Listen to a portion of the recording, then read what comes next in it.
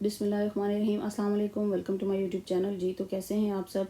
उम्मीद है अल्लाह के फजल करम से आप ठीक ठाक खुशबाश होंगे। जी तो आज मैं आपके साथ बहुत ही टेस्टी और बहुत ही इजी और बहुत कम इंग्रेडिएंट्स के साथ तैयार होने वाली शिनवारी मटन कढ़ाई की रेसिपी शेयर करने जा रही हूँ। तो आइए फिर अल्लाह के पाक नाम से आगाज़ करते हुए नबी करीम पर करोड़ों दुरूद भेजने के साथ शुरू करते हैं रेसिपी।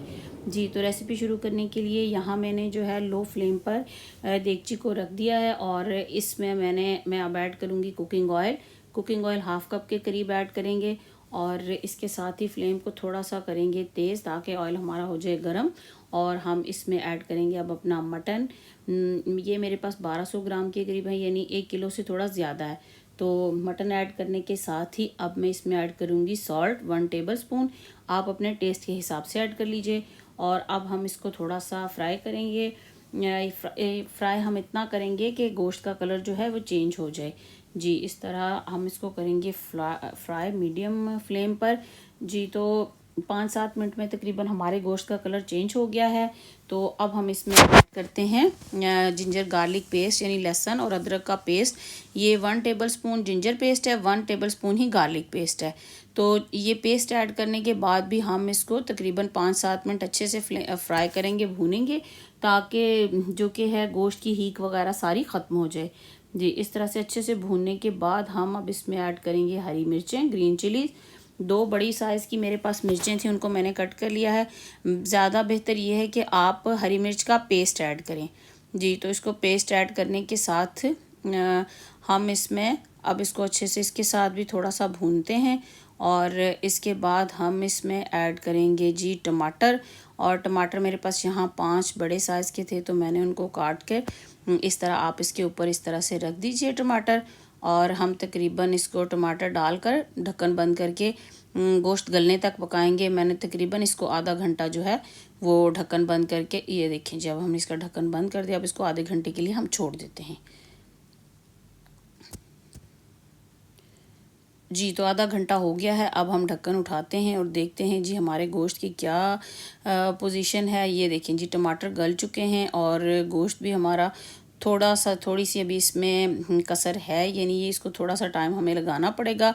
तो मैं यहाँ अब इसके टमाटर की स्किन पहले उतार लूँगी सारे, और इसके बाद मैं इसको ढक्कन बंद करके थोड़ी देर के लिए दोबारा से पकने के लिए मैंने 5-7 मिनट के लिए दोबारा छोड़ा है। तो अब देखें जी गोश्त बिल्कुल हमारा हो गया टेंडर। तो अब हम जो है इसमें इसको थोड़ा सा भूनते हैं और इसी तरह से मैंने इसको थोड़ा सा ग्रेवी वाला बनाना है। यहाँ मैं इसमें योगर्ट ऐड करूँगी प्लेन 125 ग्राम है ये मेरे पास, 125 ग्राम के करीब आधा कप यानी योगर्ट है मेरे पास, ये ऐड करूँगी। इसके साथ इसको थोड़ा सा जो है हम पकाएंगे। और ये मैंने बनानी है जी ग्रेवी वाली थोड़ी सी मसालेदार कढ़ाई, तो इसलिए मैंने इसमें ये देखें जी गरम मसाला यहाँ मैं 1 टेबल स्पून ऐड करूँगी। और इसके साथ ही यहाँ मैं अब इसमें ऐड करूँगी ब्लैक पेपर, वो भी 1 टेबल स्पून ऐड करेंगे। आप अपने टेस्ट के हिसाब से मिर्चें कम या ज़्यादा कर सकते हैं। इस तरह हम इसको फिर भूनते जाएंगे। मैंने ये मसाले वाली कढ़ाई बनाई है, इसमें मैंने टमाटर थोड़े ज़्यादा डाले हैं और नॉर्मली ये वैसे ज़्यादातर ड्राई होती है। तो आप इसमें टमाटर, अगर आपने बिल्कुल खुश्क बनानी है तो टमाटर इसमें कम डालिए, बाकी प्रोसीजर सारा यही है। सिर्फ टमाटर आप कम या ज़्यादा कर सकते हैं। मैंने थोड़ी मसालेदार बनानी थी, मेरे घर में ज़रा इस तरह की पसंद की जाती है, बिल्कुल खुश्क नहीं, तो इसलिए फिर मैंने इसमें थोड़े टमाटरों का एडिशन ज़्यादा कर लिया है।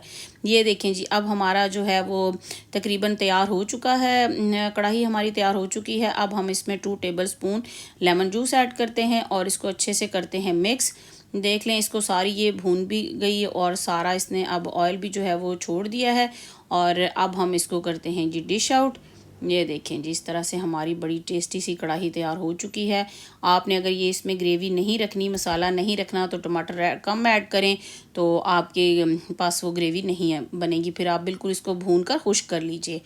जी मैंने तो इसको इस तरह से मसाले वाला रखा। अब हम इसको थोड़ा सा गार्निश करते हैं हरे धनिए और जूलियन का अदरक और हरी मिर्चों के साथ। अब ये जी हमारी कढ़ाई रेडी है। आप इसको नान के साथ, रोटी के साथ, किसी भी चीज़ के साथ सर्व कर सकते हैं। बहुत टेस्टी है, इस रेसिपी को ज़रूर ट्राई कीजिएगा। और अगर आपको मेरी वीडियो अच्छी लगे तो इसको लाइक करें, फैमिली एंड फ्रेंड्स में शेयर करें, मेरे चैनल को सब्सक्राइब करना ना भूलिएगा। खुश रहें, आबाद रहें, हंसते मुस्कुराते रहें। तो फिर नेक्स्ट वीडियो में मिलते हैं। तब तक के लिए अपना बहुत सा ख्याल रखिएगा, दुआओं में याद रखिएगा। इंशाल्लाह मैं भी आपके लिए दुआ गो रहूँगी। तो फिर किसी नेक्स्ट बहुत ही अच्छी वीडियो के साथ मिलते हैं। तब तक के लिए अल्लाह हाफिज़।